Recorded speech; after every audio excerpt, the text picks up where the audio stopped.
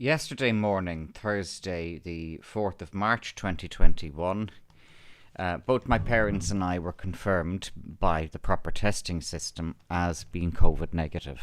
That doesn't mean that we're asymptomatic, which is that, deliberately befuddling term being used. It means that we do not have COVID-19.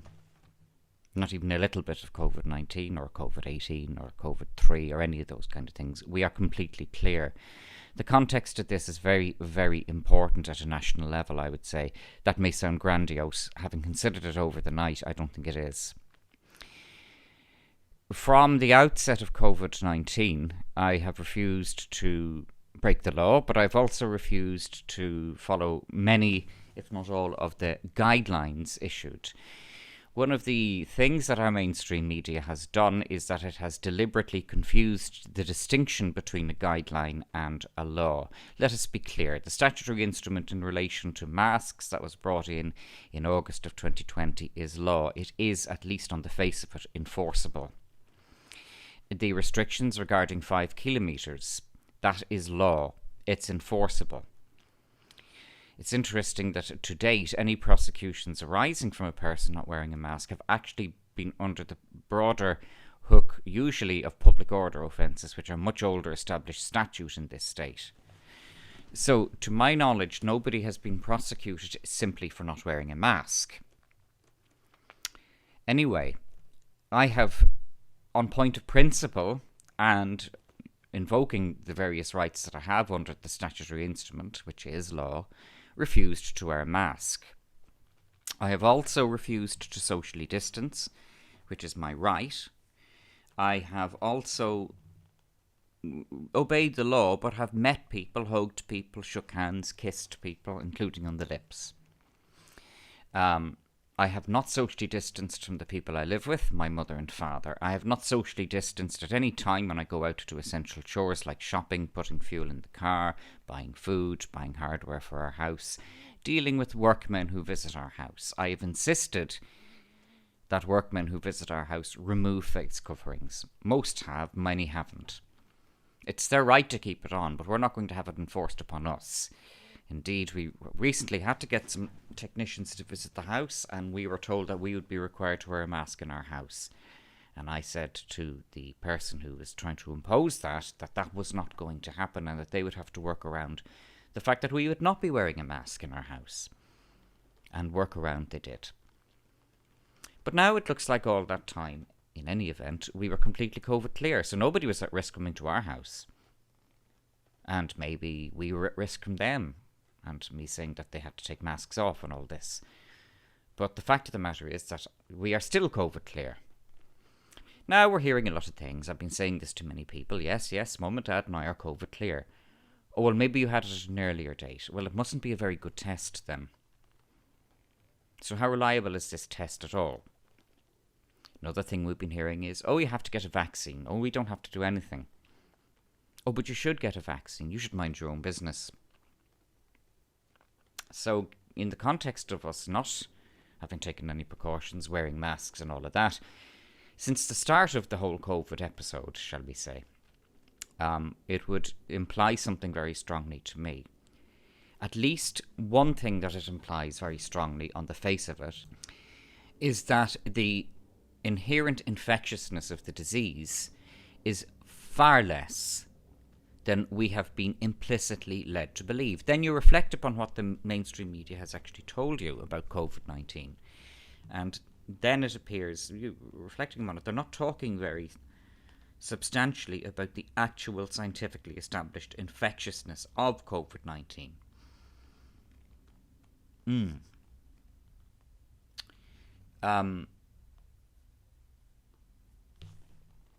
In any event, somebody who has behaved as I have declared myself to behave since at least conservatively August of last year should be the biggest super spreader of COVID walking on the Emerald Isle.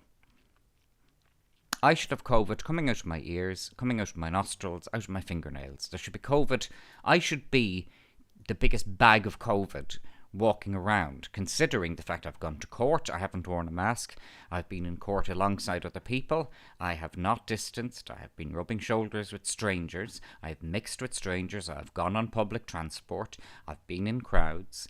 None of it has ever scared me, none of it has ever caused me to say, oh, look, I might get the nasty COVID. I have just not given it any thought. And I was very surprised, I suppose, that I then rung in a negative reading. Given that, I expected that I might be asymptomatic. No. Now, it also must be seen in the context of me being the sole carer of a pair of parents who are 1991. The sheer advancement of their years makes them vulnerable. They don't have it either. And I haven't distanced at home. I haven't taken any precautions whatsoever. We've shared towels, we've shared cutlery, we've shared, we eat our meals together largely. We have not in any way changed our routine in respect of COVID-19, yet we're all negative. This is significant. It's extremely important. What next? Well, it's the weekend. It's the weekend, and I've been taking a break. I've been taking a bit of time out. I was litigating last year in 3 particular planning judicial reviews in 2020. So I need a break, and, I've been having it for a while. But it's also important then to evaluate the lessons learnt from Gemma O'Doherty and John Waters. I have always been harshly critical of their approach in this litigation. It remains my case. I support the ruling last year of Judge Meenan in the High Court, and I support the ruling of Justice Birmingham in the Court of Appeal. I support them unconditionally, mainly because they're legally right. And whatever about morality or that, when you're in court, you need to be legally right. Anything else is, it can be interesting, and certainly things come out in court even when you lose. But at the same time, they lost. And there are very exhaustive and extensive reasons given why they lost. Those reasons are credible. So I don't accept that the judges are corrupt or that they were biased. I don't accept that. But I said in a previous video that if I find myself in a position of litigating, it will be quite a different story from Gemma O'Doherty and John Waters. You may take my word for that. Because I'll approach it fundamentally differently. I'll approach it by way of an injunction rather than a judicial review. In other words, I'll be just saying, well, we can leave aside the constitutionality, we can leave aside the history of all of this, but the fact of the matter is today now, we need an order of the High Court to compel the government to end in every way the restrictions, including the lockdown.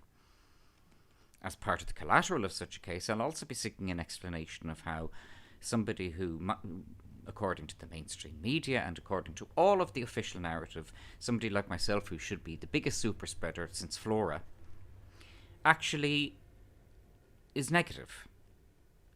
How is this the case? And if they come out with the response, well, the tests aren't that reliable, well, then what are we resting on here?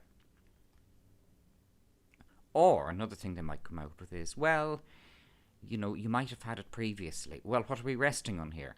Surely there should be some antibodies left in me over a year. It's not that long. How reliable are these tests if they're not? If there is the possibility that I might have had COVID, but I'm ringing in a negative? So a whole load of things can come into this particular mix, and I can assure you I will be approaching such litigation, if the need arises, in a very different way from Gemma O'Doherty and John Waters. I got leave in judicial review in 2 cases in 2020. I know how that process works. I know how the High Court processes work. And one of the things that you must do before you even go in the gate of the High Court, before you type up your papers to go into the High Court, you must have exhausted every previous option. Particularly if you're going for an injunction which isn't bound by statute. An injunction is in common law. Now, that's the correct use of the term common law. There's an incorrect use of the term common law, which all our friends out there use, Strokestown and D. Wall and all those. Forget about them. Ignore them. They're dangerous. But common law means, in a proper court sense, that where you do not have a statutory or a legal framework to approach something, you can still go into court and ask for a very specific order based on the facts that you can say in court. You can't do that really in the district or circuit court, but you can do that in the High Court. The High Court can hear any matter. The High Court has what's called inherent superior jurisdiction. So that's where you would start that.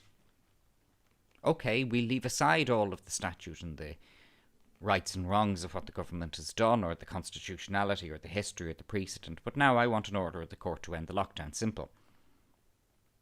Then the question arises of what standing or interest I would have to bring that. That could be more questionable. So what you do before you start even allowing the words High Court to enter the horizon, what you do is you write a letter to the interested parties to tell them that you want the lockdown ended. And you also want an explanation from them of how somebody like me rang in a clear one. How I rang in a zero, despite the specific circumstances, by the way, which I have mentioned on Twitter and mentioned on my social media elsewhere and in my videos, since at least conservatively August of 2020. So nobody could accuse me now at this stage of reneging on my position. I've not. I've been utterly consistent.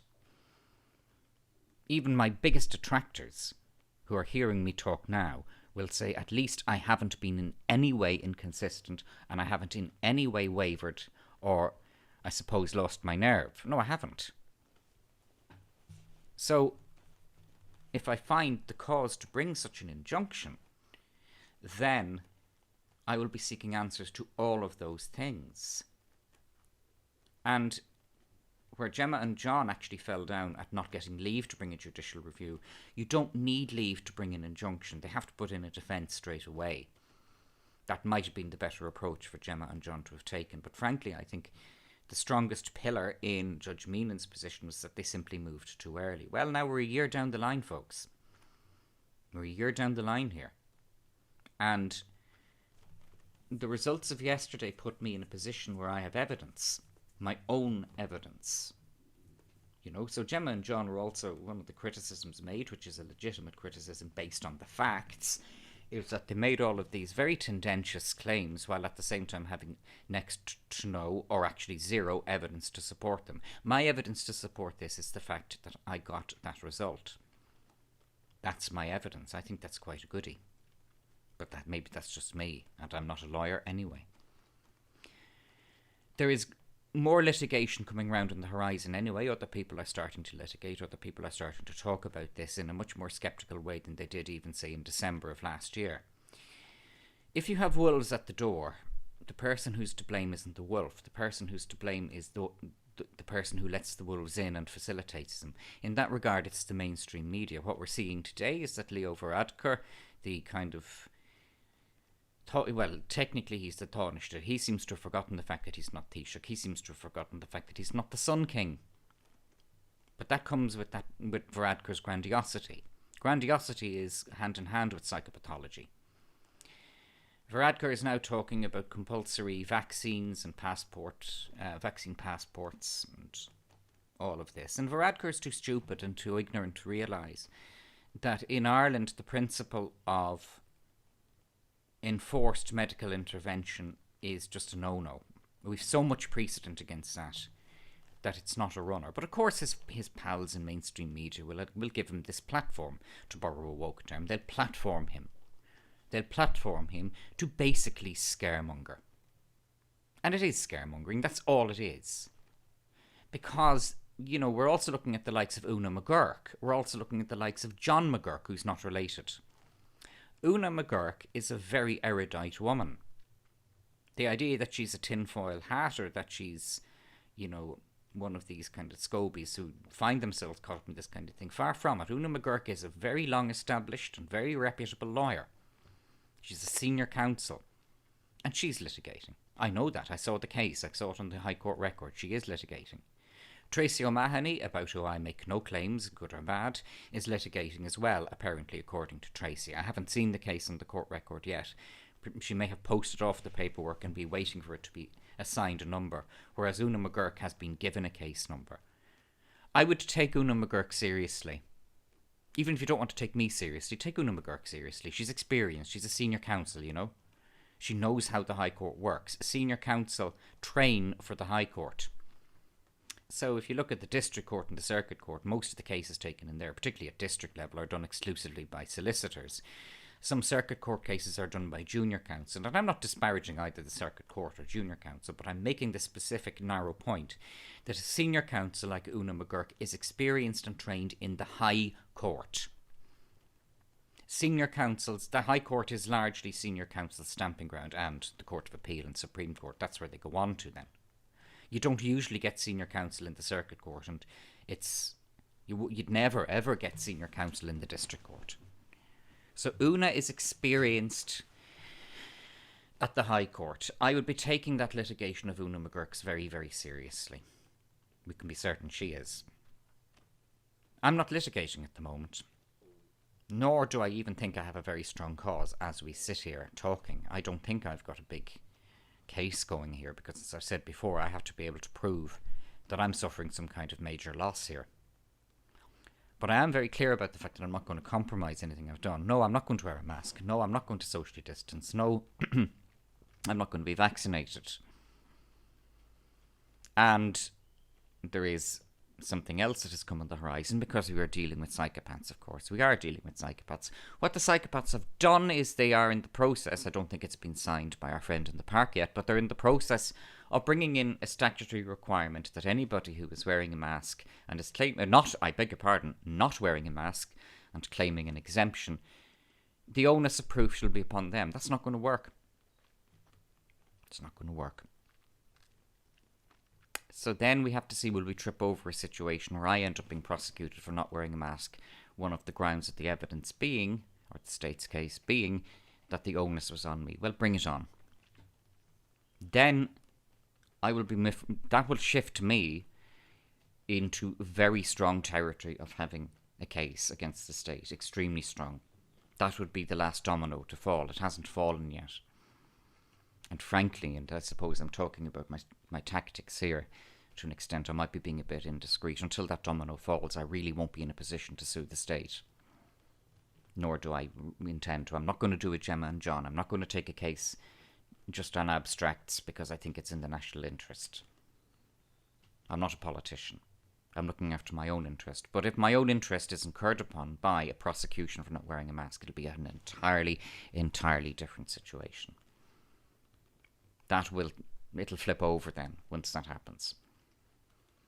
So what do I do in the interim? Well, in the interim, I haven't made my mind up. But in the interim, the fact is that my testing negative in the circumstances of me, probably based upon the narrative, I should be a huge super spreader, and yet I'm negative. My parents are negative as well. They're old, they're vulnerable technically, so they're living with me. There's no social distancing, none of that. They're negative. So what that suggests to us is, the implication that you have to deduce directly from that is that the disease is not as contagious or as infectious as we are being told. Then are we being told how infectious it is? Then you think back, and not really. They've been very vague about that one. The whole thing is by implication and scaremongering, isn't it? So, the facts of my situation carry an implication that is fairly universal. I'm using mild language. They carry an implication that is fairly universal, namely that the lockdowns and all of the fuss and hysteria that has gone on, people wearing masks, people attacking each other in shops, people grassing on their neighbours, all of this has been over a disease which, even accepting the terms that the establishment is telling us, even accepting those, contradicts the implication of its infectiousness. Okay, let's say you get it, it might be terribly lethal, but it seems to be quite hard to get. So what has this all been for since February of 2020? What has this all been in aid of? Who's culpable here? Well, who is culpable is the mainstream media. That's who is culpable. We've talked before, and Thomas Sheridan has talked at length about the propensity of Irish people to elect fifth-rate politicians. Yes, okay, well now we're facing that, aren't we? You had your warning before February of 2020, but you went ahead and let Fine Gael back in. Because what I see of Fine Gael is that now they're even more mediocre than Fianna Fáil. Thomas made a point that's very valid. in the 1950s, British diplomats would look at the politicians coming from Ireland and consider them to be bog-trotting simpletons. That's because many of them were. At the time, many of them weren't. I mean, there was some of the Fianna Fáilers are very serious people. Charles Saughey, Sean Bass, Brian Lenihan Sr., Eamon de Valera. They were serious men. They were men you'd take seriously. People took Charles Saughey seriously. Irrespective of what you might think of his politics or his actions, he wasn't an idiot. You had to take Haughey seriously. To a certain extent, Garrett Fitzgerald. But I do recall Varadkar in 2017, shortly after he became Taoiseach, showing off socks to Justin Trudeau. And anybody who looks at the photograph of Varadkar and the socks and Trudeau can see that Trudeau is not laughing with him, but laughing at him. Trudeau is a school bully type psychopath. He is a seriously unsavoury individual. So is Varadkar, by the way. But Varadkar is somewhat more stupid and childish. So Varadkar showed off these maple leaf socks to Trudeau. Trudeau can be seen in the photograph like a 14-year-old school bully behind the school sheds, holding up the kid who he's going to pick on and laughing outrageously. Look at the laugh on Trudeau's face. It is the laugh of a predator who realises he's with another psychopath who's just a big sight stupider than he. Varadkar went to Downing Street, and the first thing he said when he spoke in his speak and spell voice was that it was like being on Love Actually. I cringed at that, and that's not funny, and it's not an exaggeration. That is not the behaviour of a serious adult who I want representing my country. That is reinforcing the Whitehall, England notion that Irish politicians are simpletons. Varadkar went to Downing Street and in a public speech behaved like a simpleton. I was enraged by that, and I still am. But I'm enraged as much as by the people who allowed this profoundly inadequate individual, Varadkar, to have that position on our behalf. RTE and all these ones saying, "Oh, Leo's ledge, bawled my way through Leo's address last night, such empathy, leadership and strength, yeah." You're the ones who are to blame for this, because from the start, all of us out here have been calling out Varadkar. What happened in Downing Street was no joke. That was a sign that our politicians are not people who deserve to be taken seriously, who do not have the gravitas to behave themselves properly in public. That's not a joke. Of course the mainstream media, "Oh, Leo's alleged, you hear what he said on the socks of Trudeau." But that's because they're stuck in that echo chamber with him. We're seeing it in RTE as well. Because a particular individual in RTE, and I'll make no claims, and I'll name no names, a particular individual in RTE has now vanished off the radar. Gone. And what we're seeing about that individual is, in contrast to a big star in RTE, Brendan Grace, who had talent coming out of every molecule of him. Brendan Grace was terrific. He was a real Irish party man, Brendan. Pick up a guitar, sing a song, tell jokes. Brendan Grace came from the Liberties. So, there was a working class thing there of hoolies and families getting together and singing songs and telling stories and that kind of thing. Brendan Grace learnt all that from being a baby. He was also a very nice man, Brendan Grace. A very nice man. Bursting with talent. And here's something interesting. He was from the Liberties, which is it's not a slum, the Liberties. It's not like the Monto. But it's a respectable working class part of Dublin. Brendan had a working class Dublin accent, but it was clear. He was softly spoken. He was articulate. He sounded like the very best of Dublin working class people. And he represented that, and he still posthumously represents that. He represents what we can achieve if we want to.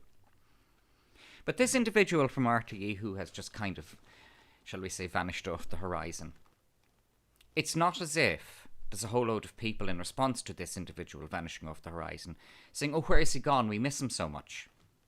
Because he's typical RTE. He's like Tubridy. Talentless, unappealing, shallow, vapid, posh and woke. And they're foisted upon us, and we have to tolerate them if we're going to turn the telly on or turn the radio on, which I don't, but we have to tolerate them because RTE dominates the television and mainstream media market so much in this country that they effectively can shut out anybody else. That is the fact. So that's why Ryan Tubridy, somebody who wouldn't be fit to read the weather on Border Television, That's why Ryan Tubridy is the highest paid person on Irish television. That's why this individual who's gone now had these utterly tout hilarious shows on the radio. Oh ho ho!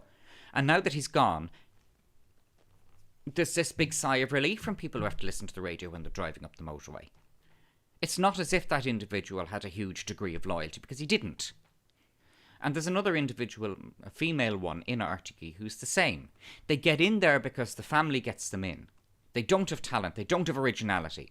And they prey upon people who do have talent and who do have originality because they see them as a threat. That's another thing about psychopaths. That is another thing. They will attack people who are talented, even if it's damaging themselves.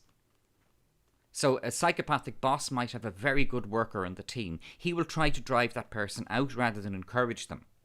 Because that person in the psychopath's hindbrain, that little reptilian walnut between their ears, instinctively sees a talented and competent person as a threat to them. That's what's taken over RTE. So this individual, who's, as I said, gone now, we won't speculate about why he's gone, but this individual who's gone tweeted all kinds of woke stuff about being a male feminist and had a cringe rap about Trump and had that particular grating woke accent that these ones do. An utterly unappealing, talentless individual, a creepy individual, yet continually pushed by RTE, pushed, always on RTE, like a certain female individual who looks like an Oompa Loompa. And I don't mean the granny who retired. Why do they all look the same? Why do they all sound the same? This country is full of people like Brendan Grace. Full of people like Brendan Grace. People with talent coming out of their ears. They never got on to RTE. And Virgin Media isn't interested either, because all Virgin Media does is, well, I mean, you know, Virgin Media, let's put it this way, they're trialling playing programmes between the ads. They're trialling playing programmes between the ads. Virgin Media is supposed to be our independent opposition, and they sing from the same song sheet as Montrose. And part of the reason for that is because the heads in Virgin Media want to get into Montrose, but they are too stupid and caught up in themselves to realise that that particular ship is now sunk. It's like the Titanic. It's hit the iceberg. I told you in a previous video, I spotted one mainstream media journalist who started talking about the lickspittle mainstream media. That's not altruism. That's an intelligent journalist who has realised that the ship is sinking and it's a rat deserting a sinking ship. So don't imagine that based upon the evidence that I have in relation to my COVID-19 testing, that I intend to be in any way silent or passive about this. But, different from Gemma and John, I do intend, however it might turn out now, and you don't know how things turn out, we don't know. But if I find myself having to act, you can be certain that I'll do it the right way.